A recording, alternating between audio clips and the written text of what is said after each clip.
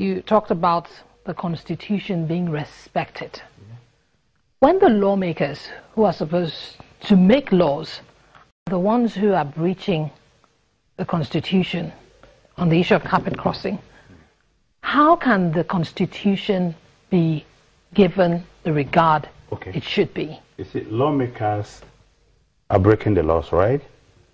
There are political parties that elected them. Those parties can't go to court, like the PDP did in 2014, to challenge this kind of behavior.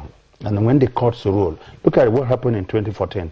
Well, even after the verdict of court, which was not like a binding kind of judgment because of the way the judgment was couched, you know, which was to say they ought to have resigned instead of outrightly saying their seats have been declared vacant. Look, the Senate President then and the Speaker of the House chose a political option, you know, in order not to ruffle feathers. Oh, okay, look, so until we begin to implement our laws, you know, take these things before the courts, get them ruled upon, and then we implement them, people will not stop. But having said that, I think it's also important that we understand that this is not something that is unique to the Nigerian environment, except we are talking about how often it happens. Look, even in the United States, the most advanced democracy, you have this problem.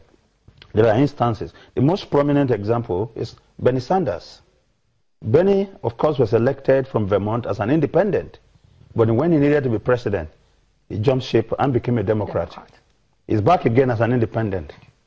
You know, you have the case of Lincoln Chafee, elected as a senator before on the Republican ticket, dumped the party, and became a Democrat. So it happens. In the UK, you have... It's a global... Recently, Douglas Caswell, you know, elected on the ticket of UKIP, that's the United Kingdom Independence Party, became a conservative. So it does happen. But the point is, it happens because you either disagree with the political party on ideology or disagree with them on their prospect for success. What we have here is just mere opportunism. You know, you look at your party, you think your chances are not bright enough, and then you come up with reasons and say, look, husbands and wives don't quarrel.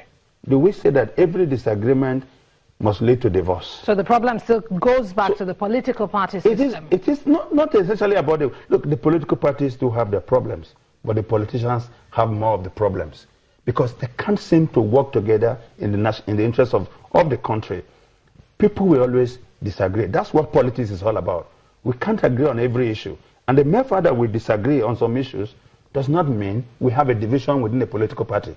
Okay. So they should stay within their political party and build up a formidable opposition to the ruling party. All right, Mr. Adigba, let's quickly move over to some other issues. The Senate has given a 2-week ultimatum to the presidency to submit the budgets of 38 government agencies in accordance with the provision of the Fiscal Responsibility Act.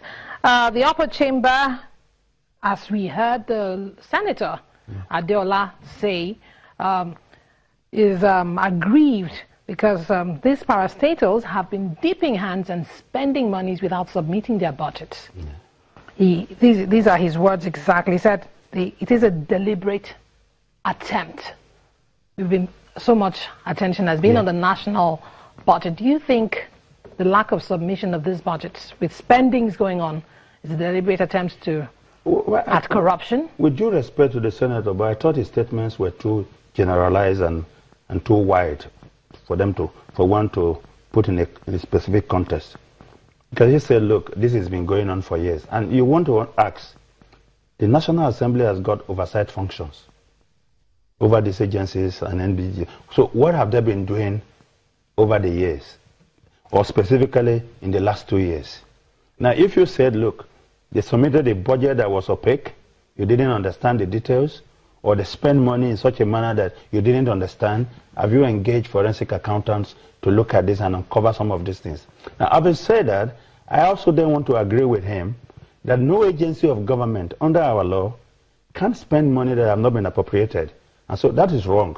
And if that is going on, they should be able to exercise their power under the oversight function of the National Assembly to wade in and stop that from happening. So I think that would be a step in the right direction if that is what they are doing now. But now they've ordered the acting president, they've given him 2 weeks to tender those budgets. Should that be what should that be their course of action? Now, then one would like to ask, where were the issues not raised when not budgets from other arms of government were being considered? Why was it that nobody knew then or made an issue that where is the budget of NNPC? Where is the budget of this parastatal? Where is the budget of this agency? And then, so it's not about just, giving 2 weeks ultimatum to the acting president. The acting president is not going to prepare the budget for these organizations. I think the proper thing to do is to get these agencies to say, look, we're giving you 2 weeks. Meanwhile, we are stopping you from spending any money that is not been appropriated for you, but you have to bring forward your budget. So again, you want to ask, how did the Senate or the House of Reps or National Assembly get to go passing budget that does not include the budget of these strategic agencies of government? And the budgets, according to the senator, those budgets are actually more than the national budget, as the case is. I mean, and that's about 10 trillion. That's very worrisome, because if you then say you spend 6 months or 5 months working on a budget for the country that is smaller than monies that will be spent without appropriation, it then raises so many questions. What then is actually the critical role of the National Assembly, and how do they monitor government spending and appropriation? Okay, so it's not just enough or sufficient to just come and say, look, oh, we have observed that this is going on. When did you observe that? And what have you been doing in the past to ensure that these things don't happen? But I support the position that these agencies are agencies of government, and they have to be brought under the control of our existing laws, which says that you cannot spend money that has not been appropriated. Okay, so finally, monies that have not been appropriated have been spent. Well, what's going to happen? Well, that's a violation of the law, and the rules are very clear, and we need to enforce those rules. All right, thank you very much, Mr. Curtis Adigba, a policy analyst and a legal practitioner, for joining us on the program tonight. Well, that's our program tonight.